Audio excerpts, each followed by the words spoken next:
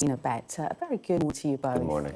Great to have you. Let's kick off then, Martina, with the Times, their front page. Labour's tax plans trigger exodus of millionaires. It's a very interesting story, and it basically says that a record number of millionaires are leaving Britain, and this is due to concerns about Labour's tax plans. And in total, I think Britain has lost a net over 10,000 millionaires since 2023. That's a 153% increase.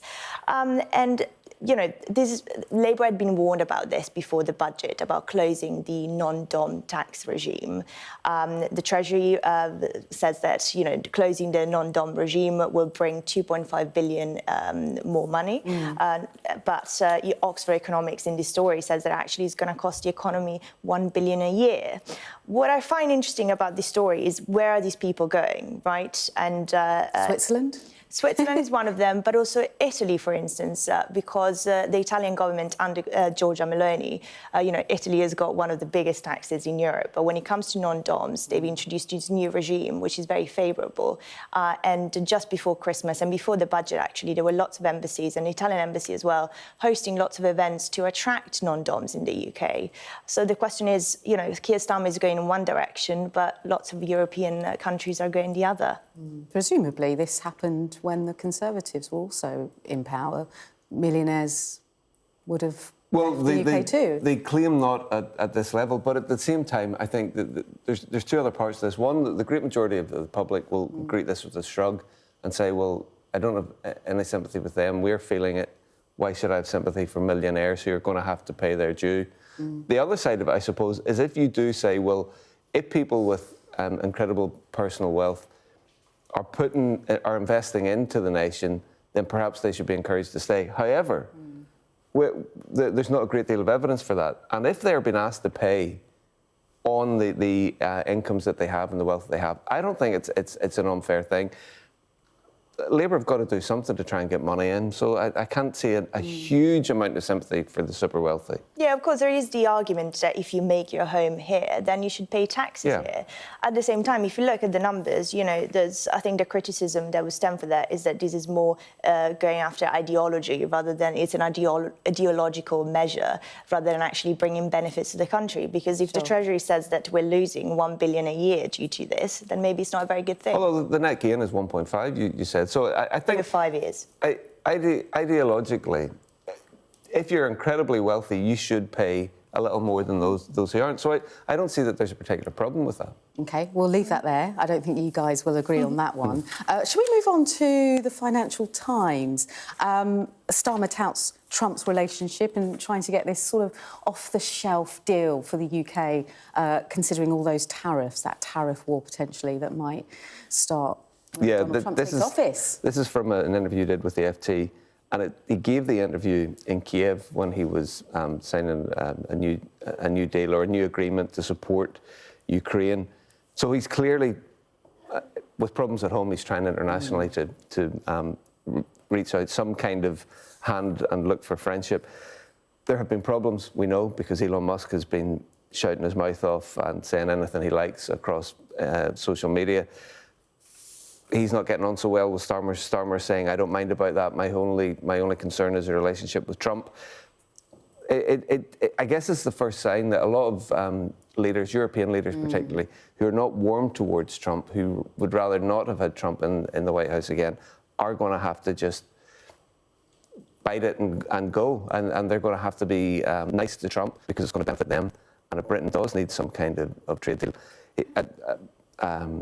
Starmer says it's not one or the other. It's not the EU or the US, but we'll see how this goes. Yeah. Ed Davey on Breakfast yesterday was talking about actually how he's disappointed in Labour, but ultimately that Labour should move towards the EU and have a closer relationship with the EU as opposed to the US and having a customs union rethink, something that Starmer hasn't ever wanted to clarify on that, Mark, has he? Yeah, I was at Ed Davey's speech actually earlier Yeah. this week, and it was quite interesting what he said, because he said we should re-enter the customs union. It wasn't in their manifesto, the Lib Dems, it was though. not. That's quite interesting. It was not in their manifesto, and I think his explanation of why it wasn't was a bit wishy-washy. But it's easy when you're not in power to make those claims. Exactly, they're quite far off from being in power.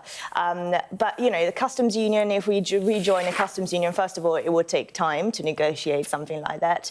And also, you know, if Donald Trump decides to impose tariffs on the European Union and maybe not Britain, well, that's not a very good strategy. For Ed Davey, what I would add about his strategy, I thought it was quite funny, is that we should activate the King or the Prince of Wales, and we should use him as a bribe and say, well, if you don't back Ukraine, we're not going to give you a state visit and we're not going to give you the pleasure. He's spoken a lot about how Donald Trump is a transactional businessman, so whatever he can get out of a deal, that's how you should deal with him, essentially, Paul. Well, he is, clearly. He sees everything as transactional. We know that Trump doesn't really value anything unless he looks what his shine is out on the other side of it. And his claims that he's doing this and doing the right thing for America, we will see, because it doesn't look as though he's really got the best interests of everybody at heart. He seems to have the best interests of Donald Trump and Donald Trump's legacy at heart. Yeah. Inauguration on Monday. It'll be covered here on Sky News. Let's go to the Daily Express now. Don't you dare target triple lock again. Quite an expected front page, I'd say, after the week we've had. So the reason why they're going for this front page is because Torsten Bell has been just appointed pensions minister. Torsten Bell used to be the head of a think tank, and during his time there, he said that it would be more sensible to go to replace the triple lock with a more sensible mechanism.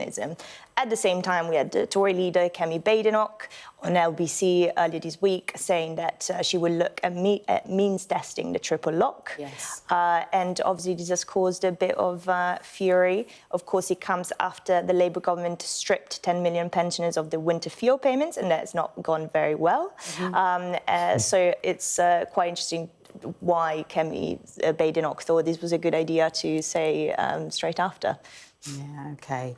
I think we're going to jump to the Mirror front page, Paul, because you're a Man United man, aren't you? I am. And we've been covering on the show the very sad passing of Denis Law, aged 84, the only Scottish player to ever win the Ballon d'Or. Your thoughts? It's on the front page here of the Daily Mirror. Farewell to the lawman. Well, I mean, it's sad when anybody who has become an iconic figure and somebody who's much loved dies, and particularly Denis Law, because he's been in ill health in recent years, and he is, I think it was vascular dementia that he had, that an awful lot of footballers of that era, from hitting very heavy balls, potentially have suffered that.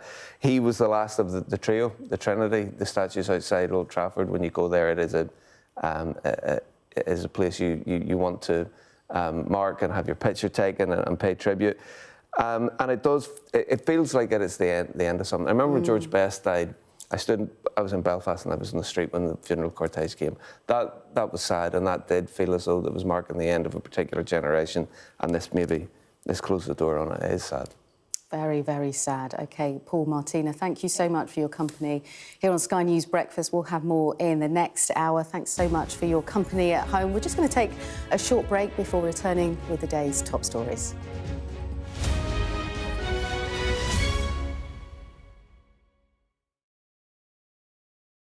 There's always more to the news than a headline.